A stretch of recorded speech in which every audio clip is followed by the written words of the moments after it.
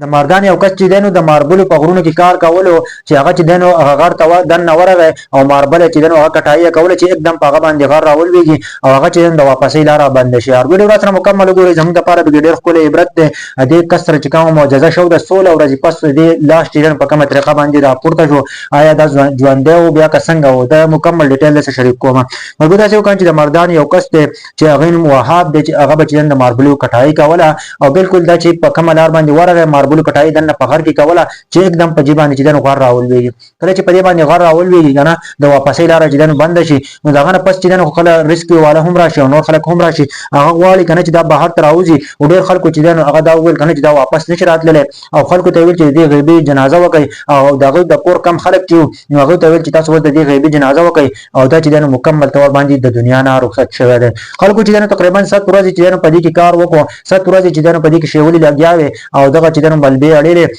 جدي کس چې دنه پته ولګي او بل دا چې 7 ورځې وشولې کنه او 20 پته ونه لګیدله دا کمرې چې دنه را بچ کولې بلکې خلکو کوشش کاوه خلکو له غیبي جنازه هم وکړه چې وهاب چې دنه هغه مکمل تور باندې د دنیا نه رخصت شوی دی. هغه باندې چې کوم بلبر هغه د واپسې چې کوم لار ده نو هغه چې دنه واپس نشي راتللی نو هغه چې دنه مکمل تور باندې ختم شوی دی. 16 ورځې پس چې دی نو دنه چې کمرې را واغستلې او هغه چې دنه خالی شو هغه ځکه ته ورسېد په کم ځای کې چې وهاب کټایي کوله نو وهاب ولید نو وهاب ژوند دی او په هغه ټیم کې چې دنه خلکو د الله اکبر نارې شروع کړلې او الله پاک چې دنه لاک لپاره چې دنه ادا کو ځکه کنه چې تقریبا 16 ورځې شوې ده کنه چې وهاب دنه په دې غار کې وخا 16 ورځې او هغه په پاس راولېدل او واپسې لار خو نه و بالکل چې دنه وهاب نه به خلکو تاسو کو وهاب وای کنه او چې کله ما کټای کوله غر په ما باندې راولېدو نو زه الله طرف ته متوجه شوم ما د الله سره خبرې شروع کړلې او د الله نه وغوښته چې ما صرف الله بچ کولای شي الله په ما باندې امتحان راوستل وای ما د الله پاک سره به شروع کو چې الله پاک ما ضرور بچ کړي. داغه پس چې دنه وهاب چې دنه الله پاک ته سوال وکړ الله پاک ته وجل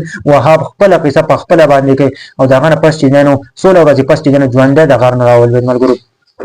په دې ویډیو کې زموږ د لپاره ډېر ښکلی عبرت دی. په الله باندې یقین ضرور ساتئ. الله پاک چې دا وهاب نومي نوجوان چې دی نو د داسې غر نه راویستل چې په هغه باندې بالکل چې دی نو راولېدلی او بالکل یو قبر ته جوړ شوی او که نه یو طرف ته چې دی دننه ورغلی ته په هغه کې چې دی نو د کټایي کې او بالکل په تا باندې شاته چې کم غر دی ته چې کم طرف ورغلی هغه په تا باندې راولېږي چې کله په تا باندې راولېږي نو ته به خامخا چې دی نو بیا دننه لکه د قبر په شانتي او بالکل به هغه هلته ته حساب نشي کولی څه هم نشي اخیستی او د الله پاک معجزې ته وګوره دغه نوجوان چې دی نو الله پاک بیا هم بچ کړو او الله پاک چې دی روغ جوړ چې دی بهر ته راویستو او خلکو ته وښودله چې زه هر څه کولی شم. دا هر څه چې کوي د الله کوي په الله یقین ساتئ په انسانانو بالکل یقین مه ساتئ. انسان به څه شي که نه انسان خو دغه وجود دی چې بله ورځ بیمار شي بیا هېڅ شی نه وي بیا خلکو ته وایي ما ته دعاګانې کوه خو چې کله روغ جوړي وایي دا زه یم او چې صرف یم نو زه یم او بل څوک نشته دی. د الله او د رسول خاطر وکړئ چېرته هم په خپل وجود باندې فخر مه کوئ ځکه چې الله پاک دا وجود پیدا کړی په دې کې یو روح پیدا کړی دا چې دی نو دوه څیزونه یو ځای شوي دي یو د ډانچه ده او په دې کې بل ورسره روح یو ځای شوی چې روح په دې کې نه وي نو دا هېڅ شی نه دی دا هېڅ کار هم نه کوي. نو الله پاک چې دی موږ له معجزې راکړي دي دې معجزې نه موږ له عبرت اخیستل پکار دي چې په خپله زندګۍ چېرته هم چې دی نو په هغه باندې فخر نه وي کول پکار چې زه یم نو صرف زه یم او د بل انسان ته سپک ګورم دا قصې مېسې چېرته هم په زندګۍ کې مه کوئ.